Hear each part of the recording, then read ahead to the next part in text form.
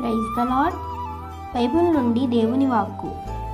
అప్పుడు నీ కొట్లలో ధాన్యము సమృద్ధిగా ఉండును, నీ గానుగుల్లో నుండి కొత్త ద్రాక్షారసము పైకి పొర్లిపారును. సామెతల గ్రంథము 3వ అధ్యాయము 10వ వచనము.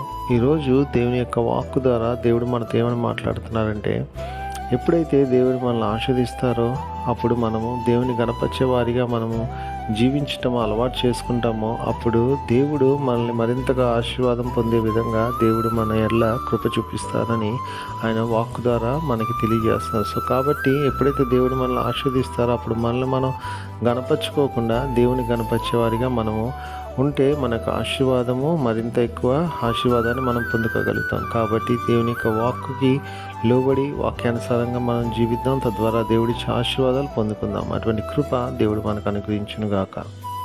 ఆమేన్.